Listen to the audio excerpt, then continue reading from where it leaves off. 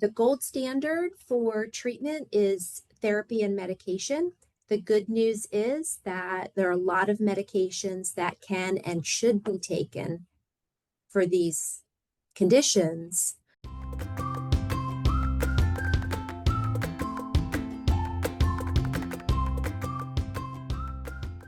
Hi, I'm Crystal Luce, Professor of Education. And I'm Aimee Ketchum, pediatric occupational therapist. Welcome to Plant the Seed of Learning, the podcast where we merge education and medical models to bring you science-based, practical insights on all things early childhood. Whether you're a parent, teacher, therapist, or policymaker, we're here to help you support children from the start.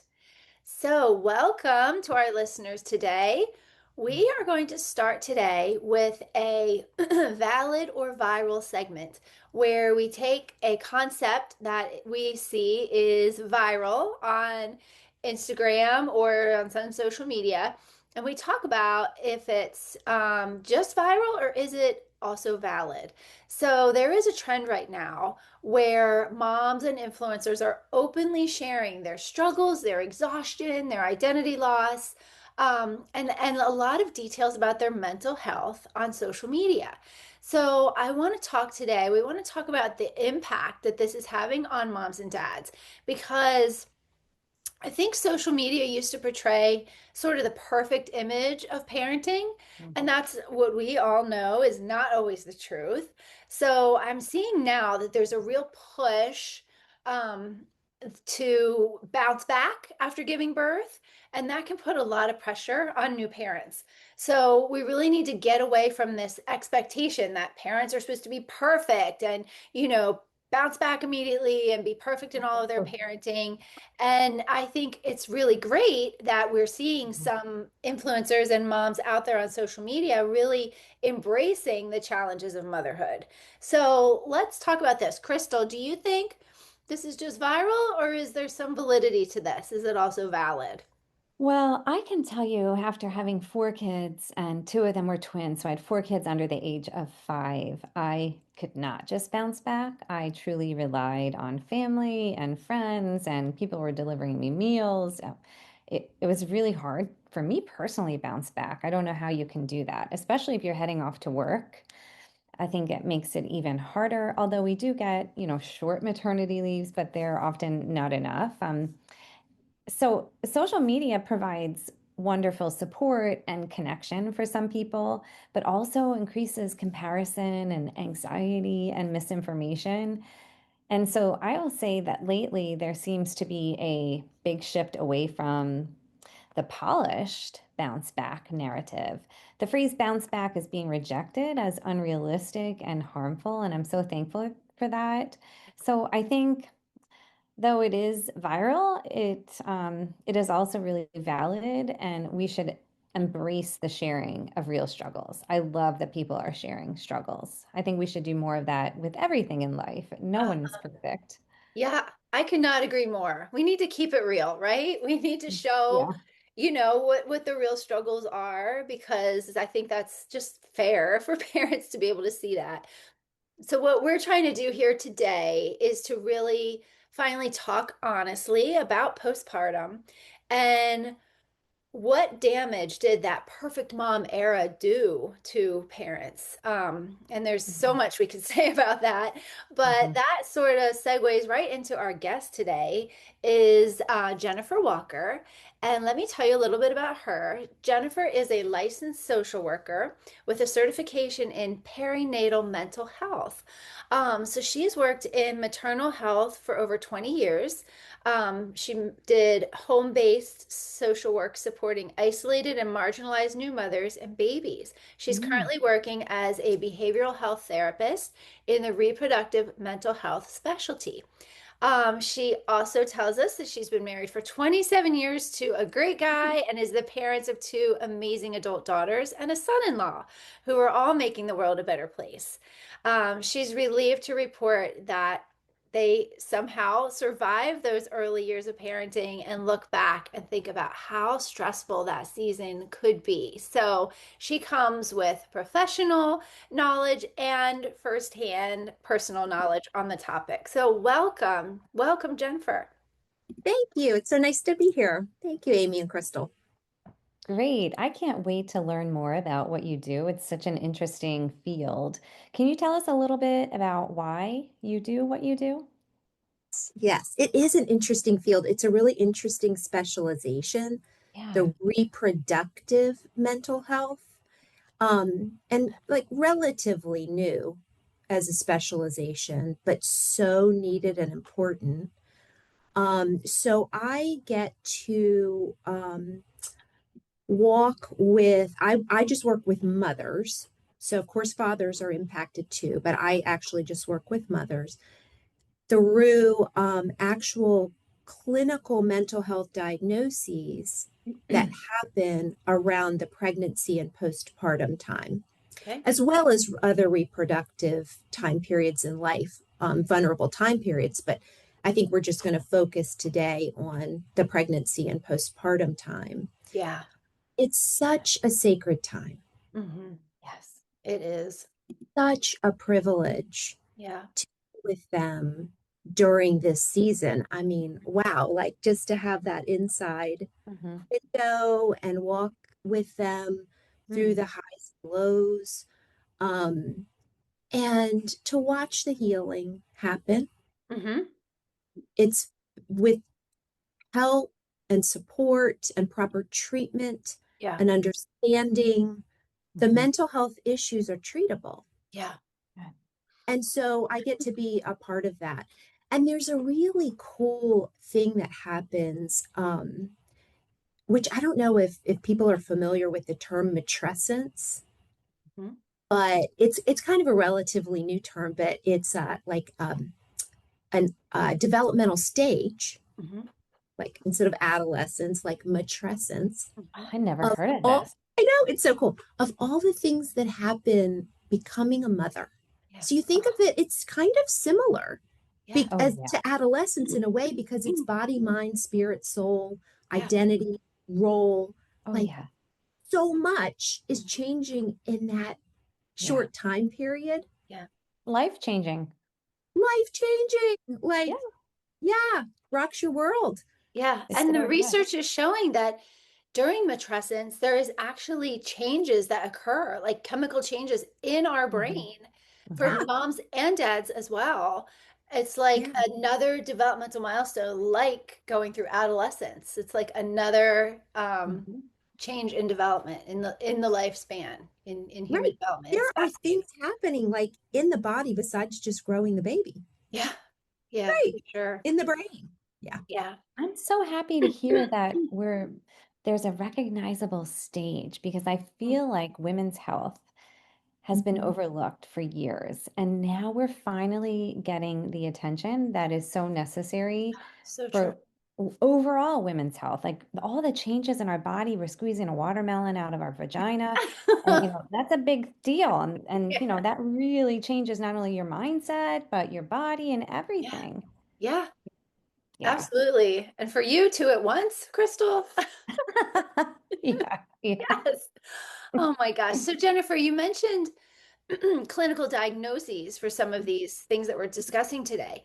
So can you help us understand the difference between what we often term as baby blues and Mhm. also true postpartum depression?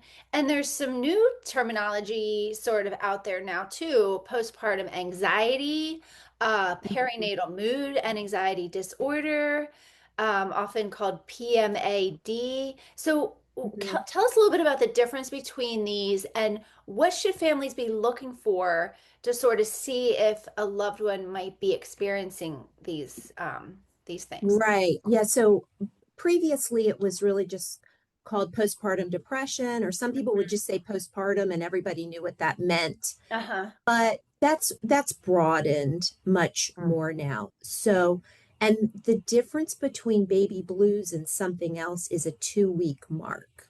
Okay. So Oh. for those 2 weeks postpartum, that's like one of the biggest hormonal drops someone can Mhm. experience. So, and obviously there's like major sleep changes and hormonal body changes and all happening. Oh, So yeah. there's going to be some tearfulness and disorientation and things. But so that goes on for like 2 weeks. But if it's after that, if it's after that, then it's important to get screened. Okay. Hmm. Now we're looking at more of an umbrella term, not just postpartum depression, but PMAD is perinatal mood and anxiety disorders. Mhm. So then that can cover more of the things that can happen. So I'm just gonna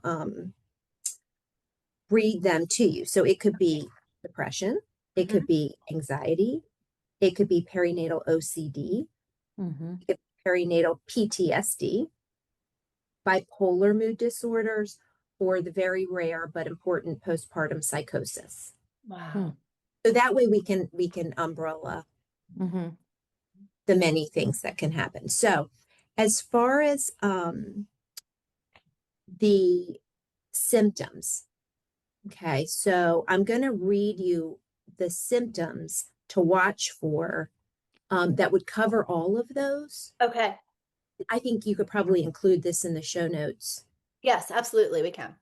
Yeah, so you would have it. But so if someone is feeling depressed or void of feeling, hopelessness, lack of interest in the baby, Mm-hmm. difficulty concentrating, Mm-hmm. foggy brain, Hmm. anxious, panicky, Mm-hmm. angry, irritable, and most of the depressions in mothers are an anxious depression. It's an agitated depression.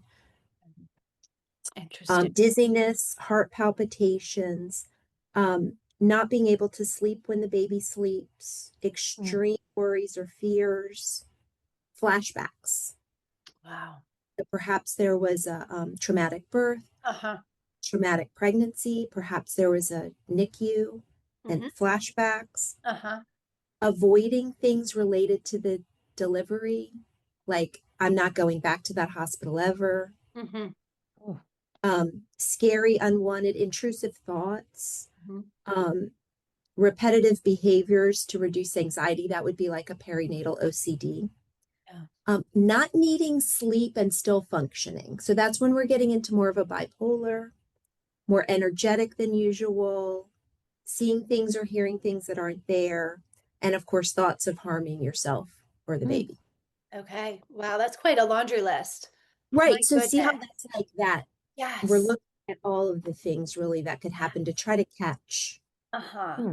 Yeah, and on top of all that, still trying to learn how to be a mother and take care of your baby and yourself and Yes. maybe other Yeah. children as well and work Yes. and take care of your family and run a household and oh my gosh, Mm-hmm. we go on and on. Maybe go to Mm-hmm. school. There's 800 things. Gosh, okay.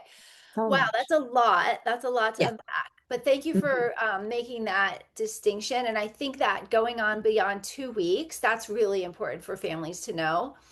And I Yeah. think And that's, Yeah. sum yeah, it up too is to say, like, if she's just not herself, or she uh-huh, says, I'm just not myself, yeah, listen to her. yeah, go get Mm-hmm. screened. Yeah, Listen, Yeah. yes, Right. that is like that is warranted to enough. You don't even have to look at the symptoms. okay. Yeah. So It's a yeah, you, complete hormone disruptor. I mean, the yes, hormones are so out of whack, but I like the clarification of the 2 weeks. So, when you're thinking about baby blues, Mhm. is that within the 2 weeks?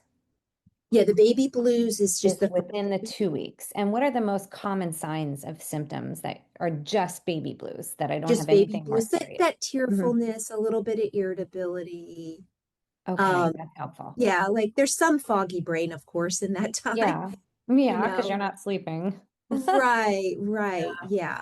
This okay. would just be mild things, so you don't need to be alarmed by that. Uh-huh. Unless some of these things happen, though, if some of these other things happen in the first 2 weeks, Okay. Mhm. let's pay Okay, well, attention. that's good clarification.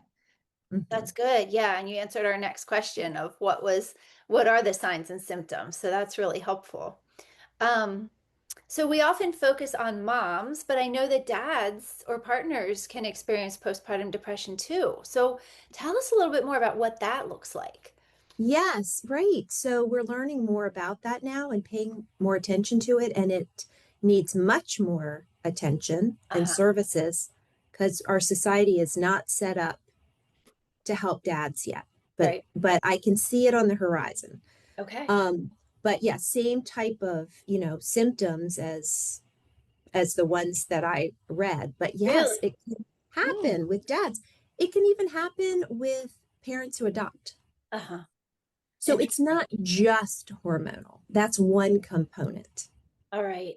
Is that Mhm. related to the change in your life circumstance, the stress of taking care of another human being? Like, Yep. or is it Yeah, we and it can worry? trigger childhood wounds. Okay. Will I ever be able to do this? Uh-huh. Hmm. Yeah, so many. So So, interesting. Yeah, I know Yeah, there's a for lot of new sure. data coming out on the effect on dads, and it's so overlooked. And Hmm.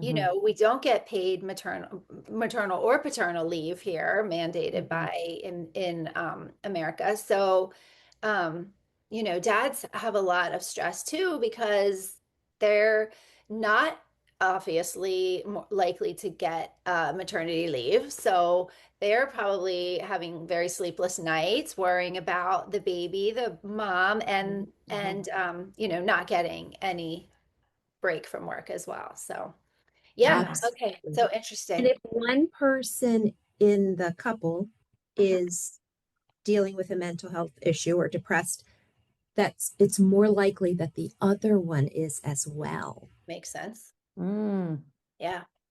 I remember when my babies were little, when it was bedtime, I had the worst anxiety putting Mm, them to bed because I thought, oh my Mm, goodness, when am I going to be able to fall asleep? What if I can't fall asleep? What if I get no sleep tonight? And so yeah. I can imagine the partner or husband is feeling the same way Yeah. because they're part Can of it. be for sure. But So many it's new great. We worries. often have, oh, sorry. No, I just said, yeah, so many new worries that Yeah. parents We have. often have friends and family or, neighbors that want to help out. Mhm. Are there any tips for them of things they should do or shouldn't do? Oh, there's so many. Yes, that's such a Uh, great question, right? But first of all, believe them. uh, Right. If yeah. if mom says or dad says like I'm not myself, I think something's not right. Like, don't minimize that. Okay, Hmm. that's a good Believe tip. them, Yeah. right? Yeah. And say, tell me more. Mhm. Let's figure out what we can do. Yeah. The gold standard for treatment is therapy and medication. The good news is that there are a lot of medications that can and should be taken for these conditions. Hmm. And so, like a reproductive psychiatrist Mm. will help weigh out the pros and cons, the risks and benefits. And that's what they study. Okay. Can you take the medications when you're breastfeeding? Yes. Mhm. Oh, okay. That's So, I mean, nice. that's going to depend on the medication, Hmm. Yeah. but there are many that it's better to take the medication and feel better than to suffer. Yeah. Great. Yeah. So, that is really good news that there's a lot of hope with that. But other things that people can do help someone navigate the mental health system. Yeah. So, okay, Mhm. on a good day, that is very challenging. Uh-huh. You are down and sleep deprived and stressed. Oh my goodness, navigating the mental health system is so hard. Yeah. So, you got to call insurance, then you got to figure out then you got to see what the wait lists are, then you got to Oh. get like a good match. Then you got to figure out, are you virtual or can you go in person? Like it's so many things. So it's really just hard to get that match. So if somebody can help with that, that's great. But if Hmm. somebody feels like they might need care, they can get screened. Most OBGYNs will do the screenings to see. And a lot of the pediatricians are doing that now too, Okay, which good. is so great. So you take your baby in for the well child checks, and oftentimes they'll do some screening of mom to see if anything's warranting any further assessment. Okay. Um, but just like the regular stuff too, like just meals and child care. Some people want help with the baby. Some people want help with the other stuff so they can be with the baby. Yeah. Very Um, true. Protecting sleep is super important, cannot be underestimated. The power of a good night's sleep. Mhm. Some people with resources that have mental health conditions, postpartum, they will get postpartum doulas Mhm. to protect the sleep and help. Like they'll actually have the resources to hire someone to come in. Mhm. So that's super when that can happen. But if friends and Great. family can provide that, Yeah. Mm. that is great.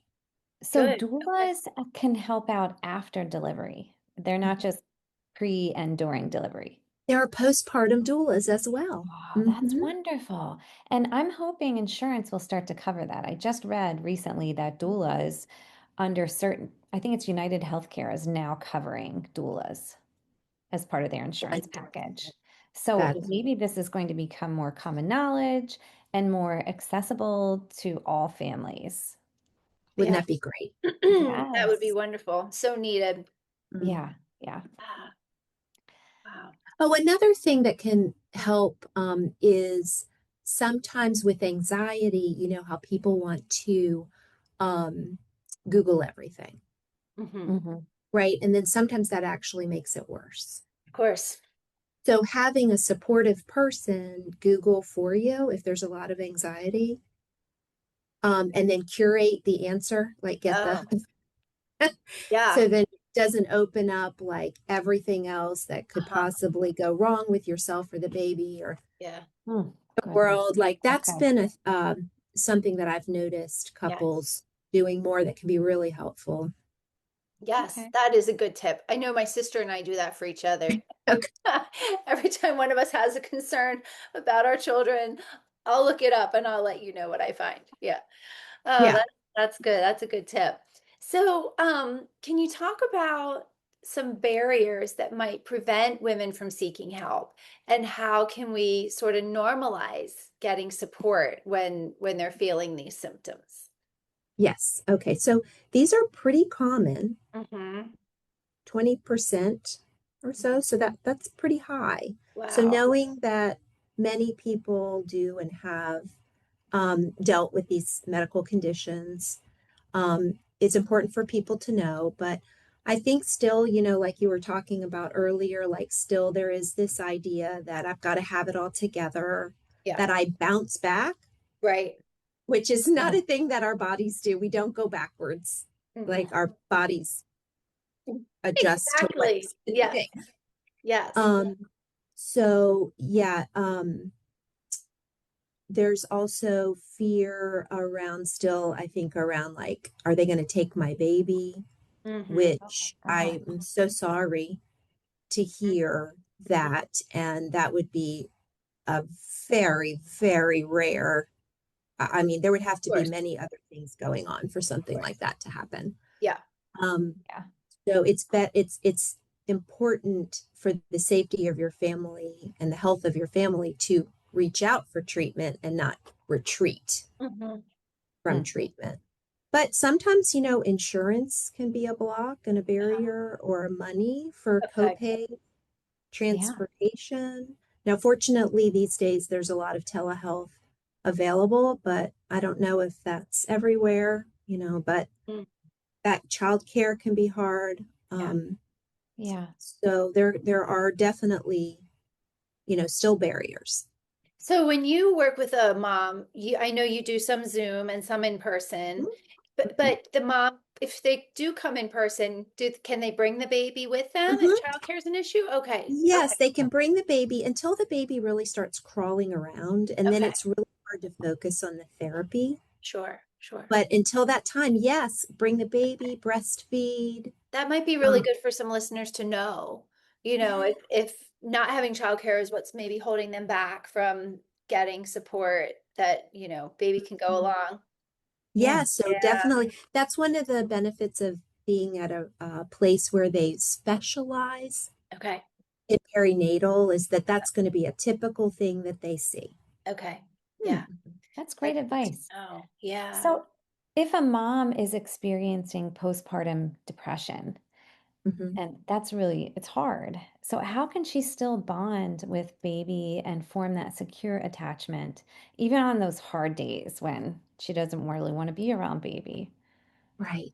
Isn't that just so hard, right? Hmm. Sometimes, Yeah, so right. hard. Yes. So sometimes some of the symptoms can get in the way of bonding and attachment. Yeah.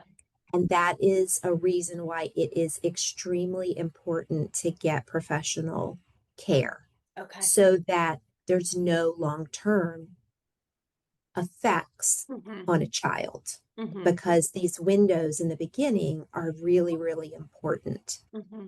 Mm. And, moms who are in a more like moderate to severe depression might have trouble with like some of like facial stuff, and babies are looking at faces and learning so much from faces. So in something like that, if they can sort of smile at the baby, um, try to get that interaction and eye contact, Mm-hmm. right? Mhm. Yes. But then when the baby's done and looks away, she can let herself just go back, Oh, right? wow. Like, just let herself because that's taking all her energy. If it's a Uh-huh. moderate to severe depression, a mild depression probably wouldn't see that Okay. type of thing, but in a more severe case, Okay. lots of self-care and grace and breaks so that she can have the energy Mm-hmm. to do this with the baby. Things that I things that she might like on a good day enjoy, like music that would enjoy. Okay. Like to put that on and see if you can like kind of move around a little bit Yeah. with the baby with that. Okay. Or like if there's something, a show or something that she enjoys that she could put on to kind of lift things a little bit and then Okay. do something with the baby. But it's going to be pacing herself when she's really struggling. Now, really, like what I see in practicality that most women do is use all of their energy to take care of the baby Mm-hmm. well. Uh-huh. They like with depression, you don't have as much energy. Right. So they use all of it for that and then that's it. They're done. Yeah. And there's none So left for them. Yeah. it's themselves that are depleted. Okay. But the babies Oh, like okay. that's a lot of times that's the case, but that's not sustainable. Babies Exactly. taken care of, but they don't take care of themselves, or maybe other people in their family that are typically used to receiving their attention. Mm-hmm. Hmm. Yeah, Wow. right. Yeah. And yeah, that's not sustainable. So how long can you do that? Like put your all of yourself on the back burner while you're caring for this little human. Yeah. Okay. Um so you've given us so much to think about and such great information for our listeners today.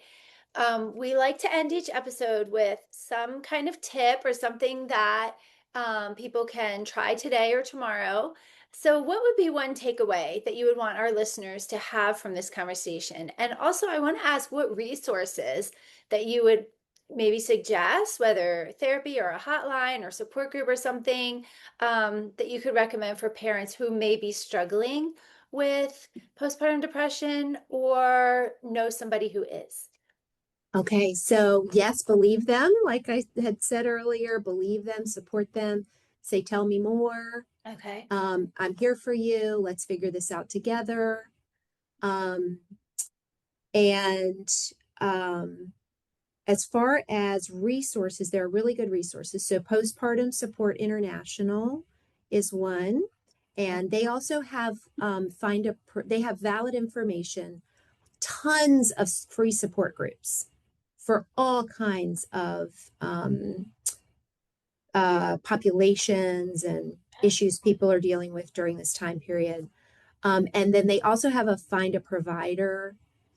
So if you're looking for reproductive psychiatry or therapy, then you can search under your zip code.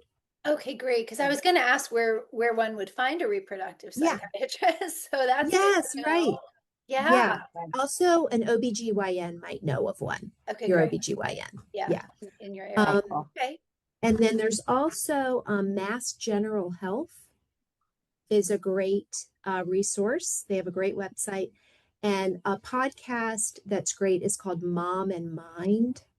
Mom in Mind. Wow. Okay. Mom Okay. and Mind podcast. Okay. Those are That's some great, excellent tips. yeah, some great tips and resources. And we will put those in our show notes as well. Great. So we'll have that information. Okay. Well, Jen, thank you so much. That has been so helpful and I think is going to help so many of our listeners. Thank you for listening to Plant the Seed of Learning. To all of our listeners, we want to thank our guests, past and present, for sharing their knowledge and work. And a special thank you to our producer, Penn Ketchum. You can find our podcast wherever you listen on YouTube, Spotify, or Apple. And we can't wait to learn from you and plant more seeds of learning together. And just a quick note, we would like to just let you know to always check with your healthcare provider. We are not physicians, we're just giving some information. So definitely check with your own healthcare provider on these topics. All righty, thank you.